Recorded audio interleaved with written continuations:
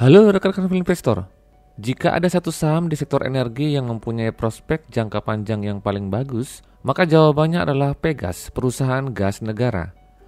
Video tentang Pegas sudah pernah saya posting pada tanggal 6 Oktober tahun 2021 yang lalu. Waktu itu harga saham Pegas masih di 1400-an dan saat ini sudah berada di atas 1700-an.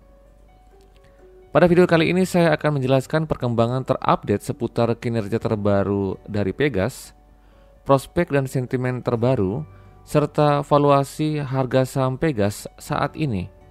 Maka dari itu simak sampai habis video ini supaya Anda tidak ketinggalan satupun info penting seputar saham Pegas. Tapi ingat, disclaimer on, jangan Anda membeli saham hanya karena Anda menonton video ini. Pastikan Anda sudah mempunyai preferensi yang tepat sesuai dengan profil risiko yang bisa Anda terima.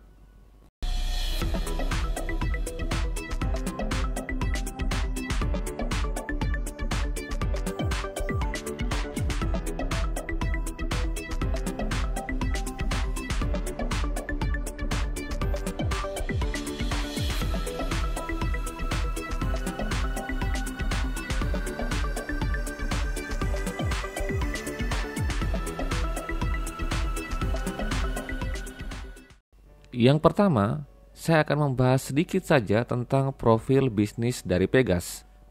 Perusahaan gas negara dengan kode saham Pegas sudah berdiri sejak zaman Belanda, yaitu pada tahun 1859,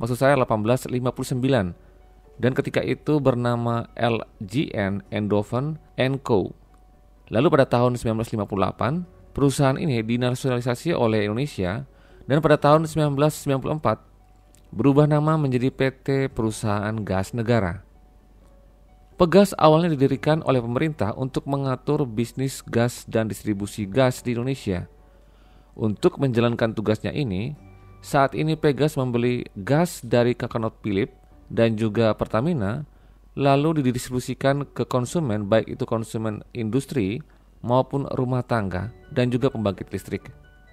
Saat ini 55% gas yang disalurkan oleh Pegas diperoleh dari ConocoPhillips, 30%-nya lalu diperoleh dari Pertamina, dan sisanya 15% dari pihak lainnya. Saat ini penyaluran gas paling besar ditujukan untuk pembangkit listrik sebesar 34%, lalu untuk industri kimia sebesar 17%, industri keramik 9%, industri kaca 8,7%, dan industri makanan 5%. Sisanya yang lainnya dengan persentase yang lebih kecil. Sebelumnya pada tahun 2013 yang lalu, Pegas melalui anak usahanya PT Saka Energi mulai masuk ke sektor hulu migas dengan awalnya mengakuisisi 25% partisipasi interest pada blok Ujung Pangkah. Selanjutnya, PT Saka Energi juga lanjut mengakuisisi blok-blok migas lainnya di Indonesia. Nah, hal ini membuat portofolio Pegas tidak lagi hanya terkonsentrasi pada distribusi gas saja, tetapi juga sudah melebar ke bisnis hulu migas lainnya. Oke, itulah sejarah dan juga profil singkat dari Pegas. Sekarang kita coba cek kinerja keuangan terbarunya ya, yang kuartal kedua tahun 2022. Kita mulai dari pendapatannya ya. Pada kuartal kedua ini, Pegas memperoleh pendapatan sebesar 1,7 miliar US dollar. Jumlah ini naik 19% dibandingkan dengan periode yang sama tahun sebelumnya yang sebesar 1,4 miliar US dollar. Lalu kita juga perhatikan untuk laba bersihnya juga mengalami kenaikan ya. Dari yang tadinya periode tahun sebelumnya itu 196 juta US dollar menjadi 238 juta US dollar pada kuartal kedua tahun 2022 ini. Berikutnya kita akan cek solvabilitasnya atau kesehatan hutangnya. Nah, pertama kita bandingkan antara ekuitas dan juga total liability-nya atau total hutangnya. Kita perhatikan ekuitas jumlahnya sebesar 2,5 juta, maksud saya sebesar 2,5 miliar US dollar. Jumlah ini terlihat lebih kecil daripada hutangnya yang sebesar 3,9 US dollar. Tapi di sisi lain kita perhatikan juga untuk hutang jangka pendek sebesar 868 juta US dollar. Jumlah ini jauh lebih kecil dibandingkan dengan aset lancarnya yang sebesar 2,1 miliar US dollar. Jadi secara keseluruhan kondisi solvabilitas dari Pegas cukup baik dan cukup sehat. Berikutnya kita akan lihat likuiditasnya. Pada kuartal kedua tahun 2022, Pegas mempunyai kas dan setara kas sebesar 1,3 miliar US dollar. Jumlah ini setara dengan sekitar 63% dari total keseluruhan aset lancarnya. Nah, pada akun arus kas dilaporkan positif arus kas sebesar 375 juta US dollar. Dengan kenaikan kas dari pelanggan sebesar 19% dari yang tadinya 1,4 miliar US dollar menjadi 1,7 miliar US dollar. Nah, hal ini mengindikasikan likuiditas yang sangat baik dari Pegas. Kas dan setara kas ini juga lebih besar ya dari hutang jangka pendeknya, terutama hutang yang mengandung bunga tadi, yang sebesar 381 juta US dollar. Nah, hal ini menunjukkan solvabilitas yang cukup sehat ya, yang cukup solid dari Pegas karena menurunkan resiko gagal bayar dalam jangka pendek. Nah, itulah sekilas fundamental kinerja Pegas sampai dengan kuartal kedua tahun 2022. Sekarang saya akan menjelaskan beberapa prospek penting Pegas yang menjadi dasar pertimbangan saya bahwa saham ini memang layak dan juga cocok sebagai pilihan yang bagus untuk jangka panjang untuk sektor energi. Prospek yang pertama, sebenarnya jika dilihat sejarah kinerjanya, dulu waktu tahun 2012, Pegas pernah mencatatkan kinerja yang sangat impresif dengan ROE yang konsisten di atas 30%. Tidak seperti saat ini yang masih di bawah 20% saja. Waktu itu Pegas berhasil mencatatkan laba tertinggi sepanjang sejarah sebesar 890 juta US dollar dengan ROE sebesar 37,8%. Lalu pada tahun 2012 itu pula, Pegas mulai mengganti fokus usahanya dari yang tadinya hanya fokus saja ke jasa distribusi gas menjadi lebih luas bermain di sektor hulu migas dan juga minyak bumi. Waktu itu melalui anak usahanya PT Saka Energi, Pegas mulai mengakuisisi blok-blok migas di dalam negeri maupun juga ada yang di luar negeri. Nah, dari sinilah muncul permasalahannya. Kita perhatikan tabel kinerja histori ini, terlihat ya pada tahun 2011, atau sebenarnya kalau kita tarik ke belakang lagi ya, kinerja historinya. Sebenarnya kinerja Pegas ini memperlihatkan konsistensi yang cukup naik ya, naik cukup stabil dengan ROE di atas 30% atau sebelum tahun 2012 ke belakang. Kinerja Pegas yang bagus ini diperoleh hanya dengan mengandalkan lini bisnis utamanya atau yang aslinya yaitu distribusi gas. Tapi setelah Pegas memutuskan untuk masuk ke sektor hulu migas dengan mendirikan PT Saka Energi ya pada tahun 2011, perusahaan ini sebenarnya mulai beroperasi ya pada tahun 2012. Setelah itu kinerja Pegas terlihat turun. Penurunan ini terjadi salah satunya karena modal yang dikeluarkan untuk eksplorasi dan juga pengeboran minyak dan gas itu sangat besar. Tetapi di sisi lain kontribusinya masih minus terhadap total pendapatan Pegas. Laba konsolidasi Pegas turun dari tahun 2013 sampai dengan tahun 2017. Anda bisa lihat sendiri di tabel ya. Dari mulai labanya yang tertinggi tadi ya 890 juta US dollar menurun sampai dengan tahun 2017 itu menjadi 143 juta US dollar saja. Semenjak 2013 itu ya sampai dengan tahun 2017, PT Saka Energi yang mengemban lini usaha eksplorasi dan juga produksi migas memiliki kinerja yang tidak konsisten. Kadang rugi dan juga kadang untung, tetapi lebih banyak ruginya. Margin yang diperoleh dari lini bisnis ini, lini bisnis usaha eksplorasi dan juga produksi migas ya, sebenarnya tergolong kecil dan juga tidak konsisten. Nah, hal ini karena bisnis hulu migas itu merupakan bisnis yang rumit. Di dalamnya itu ada biaya eksplorasi, investasi, termasuk juga pada alat bor dan juga lain-lain ya. Dan juga jika dilakukan di lepas pantai, biayanya itu tentunya akan lebih besar lagi. Kinerjanya juga sangat tergantung dari fluktuasi harga minyak dan gas secara langsung. Di sisi lain, investasi besar ini menggunakan sebagian besar pendanaan dari hutang bank dan juga obligasi, yang pada akhirnya memberatkan keuangan Pegas dengan beban bunga yang harus dibayarkan setiap tahun.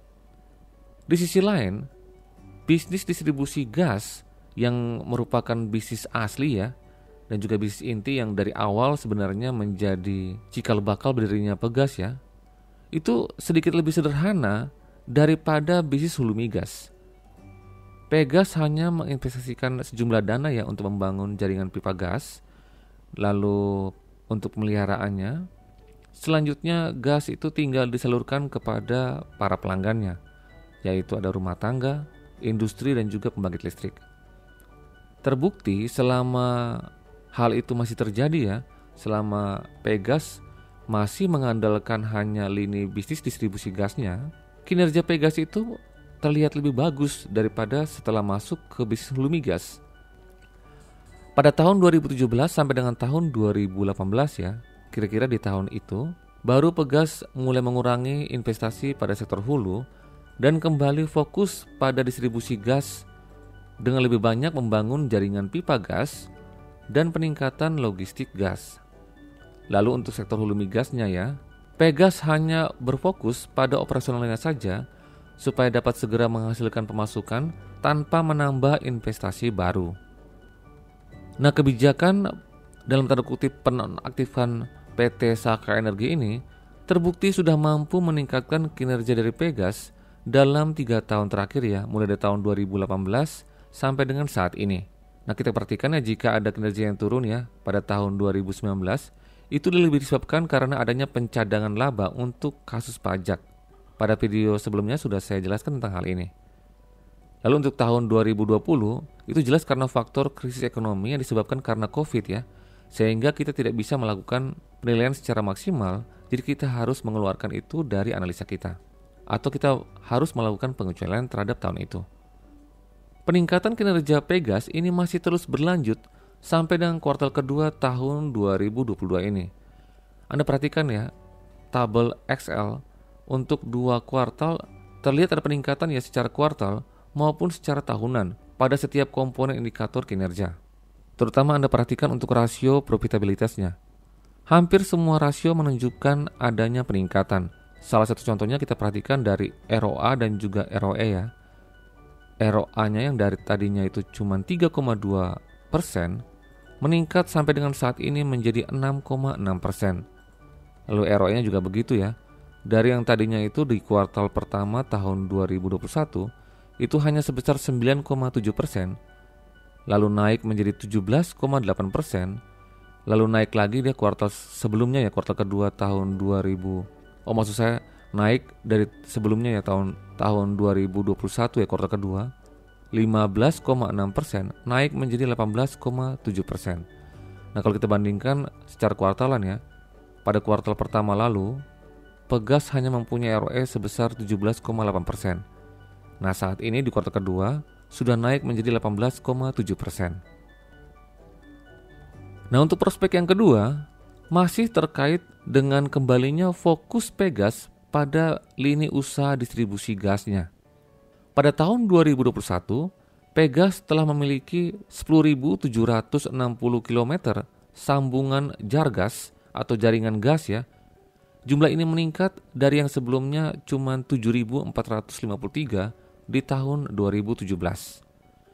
Progres pembangunan jargas atau jaringan gas baru ini juga sudah mulai dikebut, terutama untuk sambungan rumah tangga ya, diantaranya di wilayah Aceh, Banyu Asin, Karawang, Subang, Cirebon, Bojonegoro, Lamongan, Surabaya, Wajau dan juga Banggai.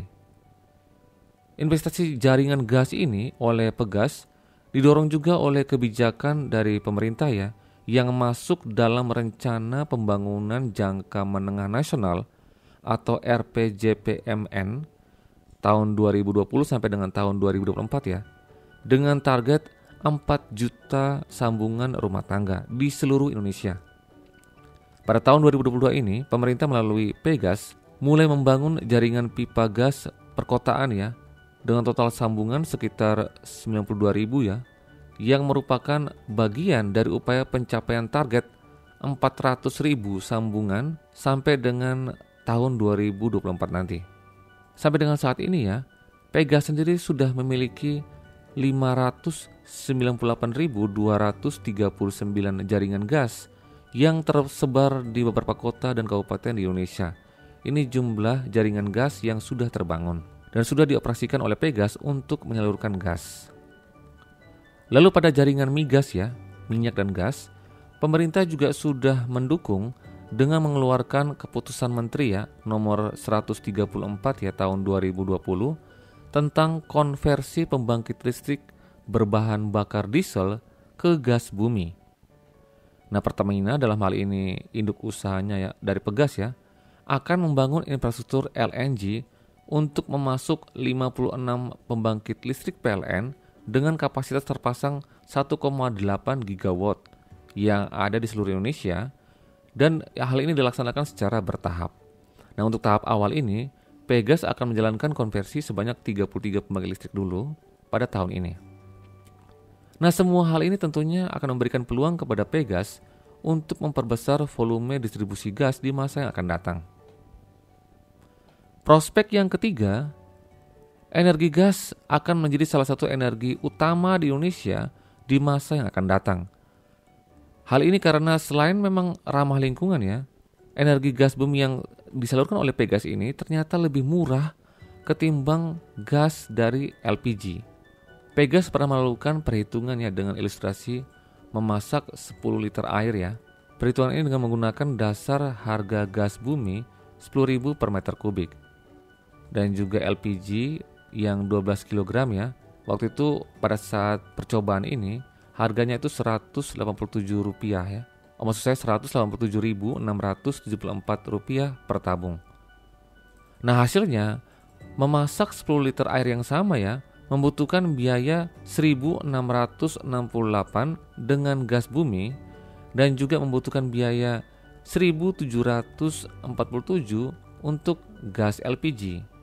Jadi Anda perhatikan, yang lebih murah itu menggunakan gas bumi melalui pipa gas dari Pegas daripada melalui tabung gas yang ada saat ini. Hal inilah yang memicu peningkatan sambungan gas ke rumah tangga ke depannya, karena khusus untuk kaum ibu-ibu pasti akan mencari yang lebih murah untuk kehidupan sehari-harinya. Prospek yang keempat, peningkatan kinerja bisnis eksplorasi dan juga produksi migas Tadi kan sudah saya sempat singgung dulu itu kinerja Pegas ini agak sedikit terganggu karena beban yang seharus selalu ditanggung selama lebih kurang 10 tahun untuk memelihara satu lini usaha yang sebenarnya kurang menguntungkan, yaitu lini usaha bisnis eksplorasi dan juga produksi migas.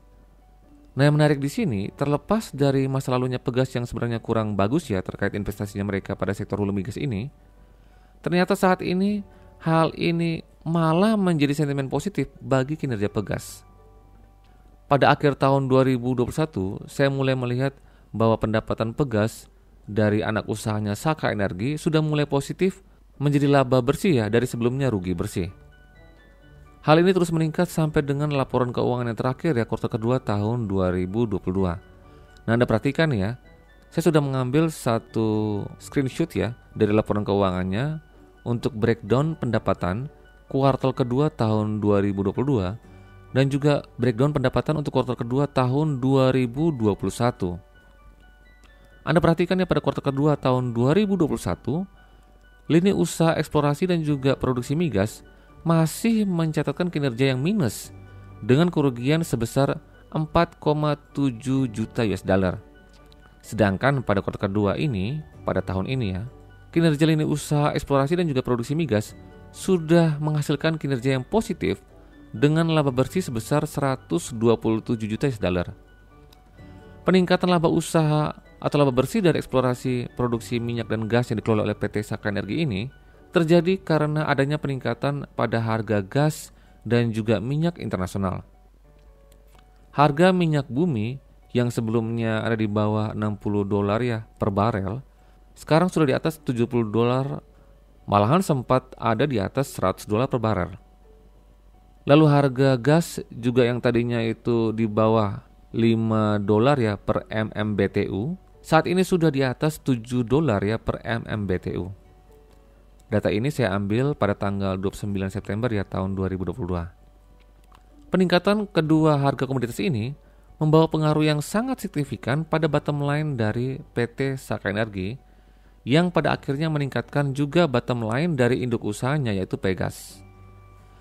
Oleh karena itulah, dari kelima prospek ini, saya melihat Pegas ini patut untuk menjadi pertimbangan Anda dalam menganalisa Pegas untuk jangka panjang. Jadi dalam hal ini saya tetap yakin bahwa Pegas masih sangat layak untuk dikoleksi, terutama untuk jangka panjang, karena kekuatan Pegas dalam menyediakan bahan bakar gas untuk masa depan Indonesia. Berikutnya kita akan melihat apakah harga saham Pegas saat ini sudah murah atau masih mahal. Kita lihat dari valuasinya. Nah, seperti biasa ya, grafik di samping kiri ini adalah PBV Standard Deviation Band yang menggambarkan rata-rata PBV dari Pegas selama 5 tahun terakhir. Nah, kenapa saya menggunakan data yang 5 tahun ya? Hal ini supaya lebih relevan saja dengan perhitungan atau pertimbangan tadi yang kita melihat bahwa kinerja Pegas sebenarnya dari tahun 2017 ya, atau dari tahun 2018 sampai dengan kesininya itu sudah mulai menunjukkan perbaikan. Jadi saya menggunakan data yang 5 tahunan. Nah, Anda perhatikan ya, untuk garis berwarna hijau yang menunjukkan min PBV, artinya dalam 5 tahun terakhir saham Pegas ini biasanya diperdagangkan dengan PBV sebesar 1,06 kali. Nah, saat ini PBV Pegas itu ada di level 1,1 kali yang ditunjukkan oleh grafik warna biru yang naik turun. Nah, untuk mencari harga wajarnya, kita bisa mengalihkan beberapa angka di dalam garis ini dengan book value per share. Nah, book value per share ini kita bisa cari dengan mengalihkan jumlah saham yang beredar dengan ekuitas. Nah, ekuitas di sini tentunya ekuitas yang dapat didistribusikan ke entitas pemilik induk. Nah, di sini saya dapat perhitungan hasilnya itu 1659. Ini sudah dirupiahkan ya. Dan saya mengalihkannya itu dengan kurs saat video ini dibuat itu 15.200 ya. Book value per share itu 1.659 rupiah per lembar saham. Nah, angka ini kita coba kalikan dulu dengan rata-ratanya ya, 1,06 kali. Maka kita dapat harga wajar dari Pegas harusnya sebesar 1.759 rupiah per lembar saham. Nah, angka ini kita bandingkan dengan harga saat video ini dibuat 1.730, maka kita dapat MOS sebesar 1,62%. Nah, kelihatan memang MOS ini kecil ya. Itulah kenapa jika Anda ingin masuk, sebaiknya Anda masuk saat harganya masih di bawah 1.700-an, masih di bawah 1.700 untuk mendapatkan MOS yang lebih besar. Tapi di sini dengan melihat semua prospek tadi ya, saya sepertinya lebih cenderung untuk menggunakan yang lebih realistis ya. Untuk kedepannya, untuk prospek yang tadi sudah panjang lebar saya jelaskan, maka dalam hal ini saya juga menyajikan perhitungan untuk yang lebih optimis ya, dengan menggunakan plus 1 PBV-nya. Anda perhatikan di grafik sebelah, kita menggunakan yang garis berwarna orange, angkanya sebesar 1,32 kali. Angka ini bisa kita gunakan karena memang secara historis ya, kita perhatikan PBV dari Pegas juga sempat menyentuh level ini ya. Pada tahun 2018, 2019 sampai dengan tahun 2020, angka PBV 1,32 ini juga pernah secara historis disentuh oleh Pegas. Bahkan tahun 2020 ini pernah sempat ke situ ya. Jadi relevan untuk kita gunakan. Nah, sama angka ini juga kita kalikan dengan book value per share 1659, maka kita dapat harga wajar dari Pegas harusnya sebesar Rp2.190 per lembar saham. Sama juga kita bandingkan dengan harga saat ini 1.730, maka kita bisa dapat MOS sebesar 21%.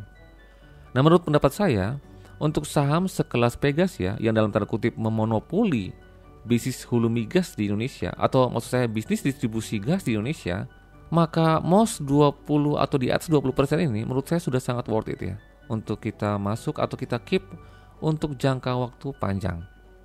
Di sisi lain, ternyata pada tahun ini ya Pegas lumayan fair ya, karena memang kinerja keuangannya sangat bagus, kasnya berlimpah, sehingga Pegas fair untuk membagikan dividen kepada pemegang sahamnya dalam jumlah yang sangat besar. Pada tahun ini Pegas membagikan dividen dengan nominal sebesar Rp124,42 per lembar saham, dengan yield jika kita bandingkan dengan harga saat ini 1.730, maka yield dividennya sebesar 7,28%. Angka ini tentunya lebih tinggi daripada obligasi retail negara yang seri 2022 ya kalau nggak salah, itu yieldnya cuma 5,75%, dan tentunya lebih tinggi dari suku bunga deposito dari bank manapun di Indonesia. Oke, sekian dulu informasi tentang Pegas. Semoga bermanfaat. Salam Value Investor.